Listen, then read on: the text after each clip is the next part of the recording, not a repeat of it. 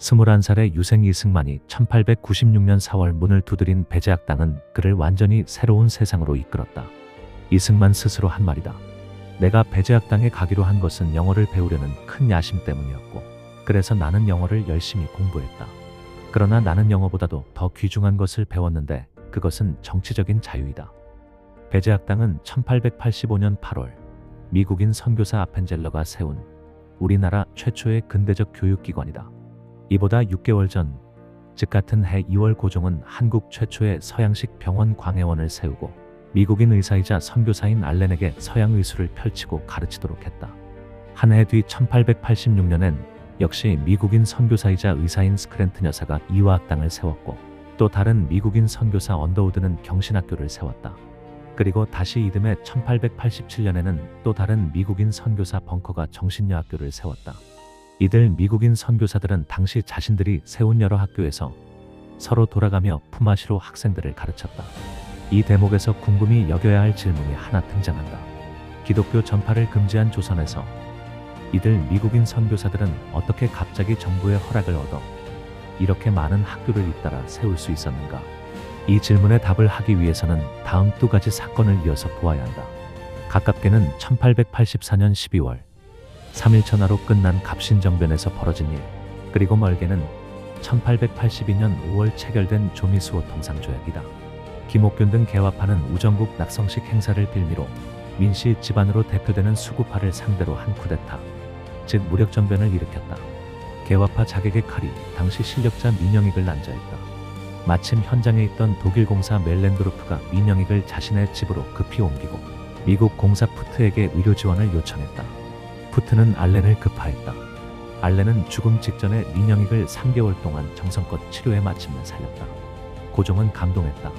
다른 한편 고종은 1882년 5월 조선이 서양 국가와 맺은 최초의 조약인 조미수호 통상조약에 따라 그로부터 1년 후 1883년 5월 한성에 부임한 미국 공사 푸트를 맞았다. 그리고 같은 해 7월 민영익을 단장으로 한 대미친선 사절단 보빙사를 파견했다. 이런 상황에서 갑신정변으로 목숨을 잃을 뻔한 왕비 집안 실력자 민영익을 미국인 의사 알렌이 살려낸 것이다. 개인 알렌에게는 물론 미국이라는 나라의 고종이 감사하지 않을 수 없었다. 기독교 선교를 금지한 당시의 상황을 우회하는 방법으로 미국인 선교사들은 조선의 학교와 병원을 세우고자 애쓰던 때였다.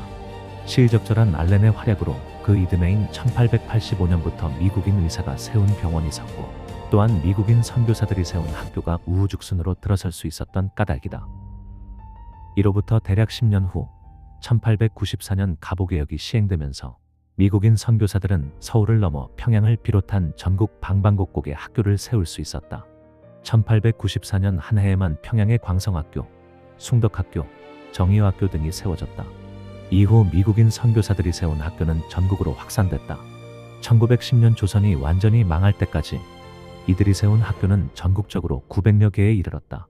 이승만이 배제학당에 입학한 1896년은 바로 이런 시절이었다.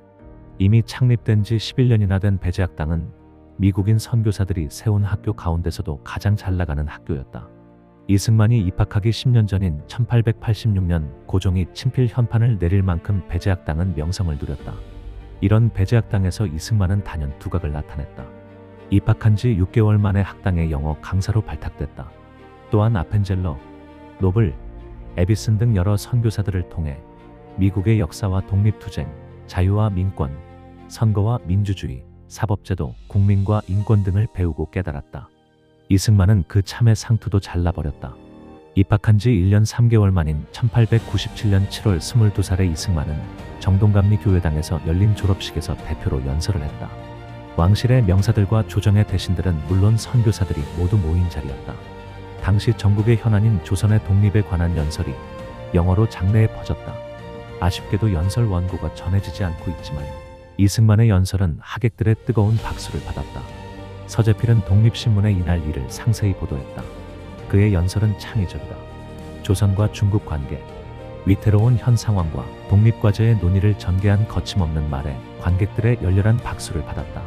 뜻이 훌륭하고 영어도 알아듣기 쉽게 하였다고 외국인들이 매우 칭찬하더라. 윤치호 씨도 조선의 독립이란 연설이 매우 좋았다고 일기에 적었다고 하더라. 아펜젤러는 그가 발간하는 영문 월간지 코리안 리포지터리에 다음과 같이 기록했다. 미숙한 이졸업생 대표는 조선의 독립을 연설 제목으로 택했다.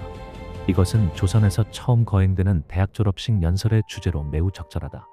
독립만이 이들 젊은이들이 교육받은 것을 실천할 수 있는 터전을 마련해 줄 것이다. 이승만의 어법은 훌륭했고 감정도 대담하게 표현했으며 발음도 깨끗하고 명확했다. 다른 한편 배제학당에서는 갑신정변의 실패로 해외로 도피해 의사가 되어 귀국한 서재필의 지도로 협성회라는 학생의 토론 모임이 조직됐다.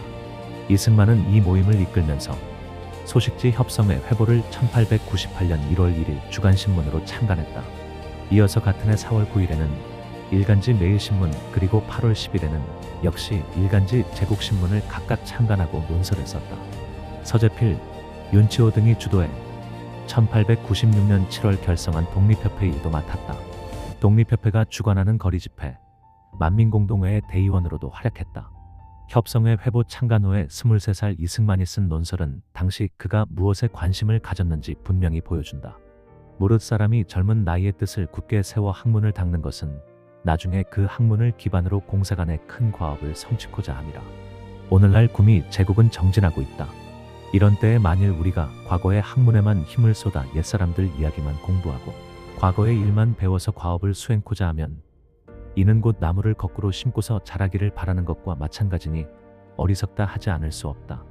이승만은 언론을 통해 신학문을 배워 구미 제국을 따라잡아야 한다고 외치고 있었다. 시간을 달리기 시작했다.